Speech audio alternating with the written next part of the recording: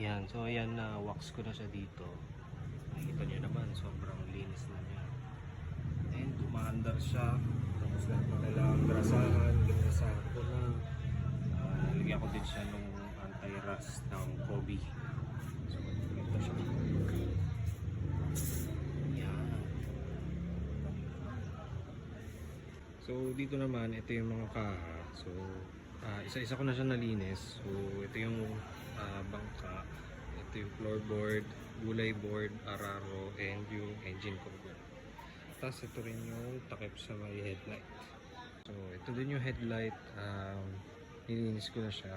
Hindi ko pa siya tinutuyo, pero mamaya iwawax ko siya gamit yung turtle wax. Kung nagtatanong, ito nga pala yung gamit kong power wash. Ito yung Lotus 400X na pressure washer.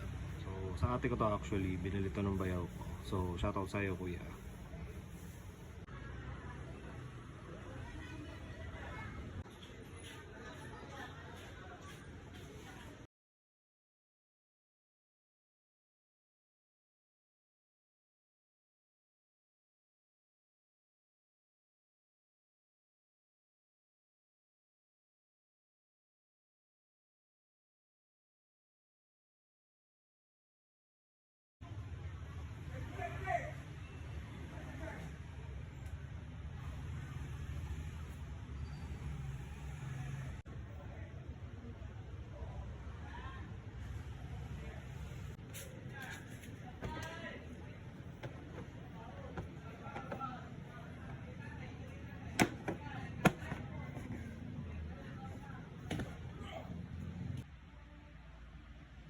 So ito na yung headlight.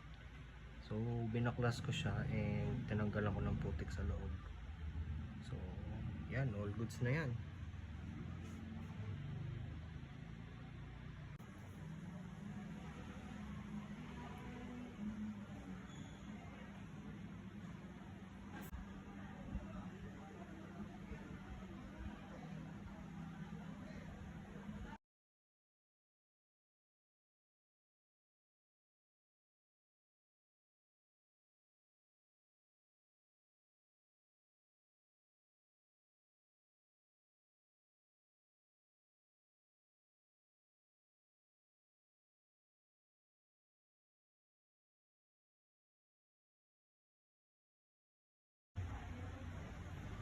So ito na guys yung headlight.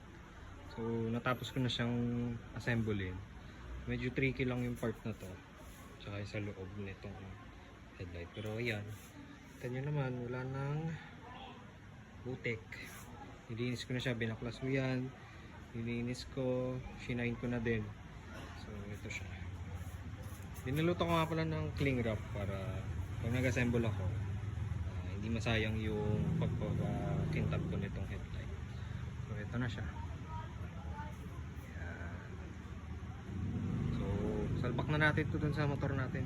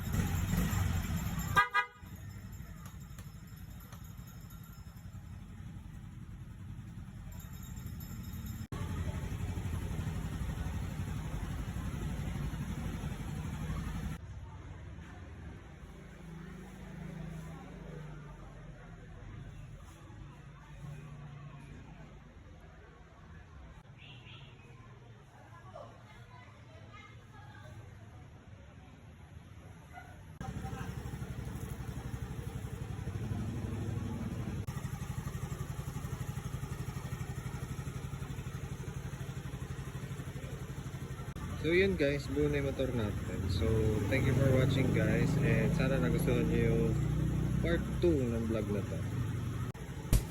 Yeah, wow, yeah, Billie Jean, yeah, wow, Mga chicks lumalapit kahit saan ako dumayo. Alam nila kung gano o atikas ha. Malalandi Pilipina, mga taga Marikina. Kahit di ko kinikita lahat sila Pilipina o di ko matangge. Ako pili-pili lang kala mo tiyangge.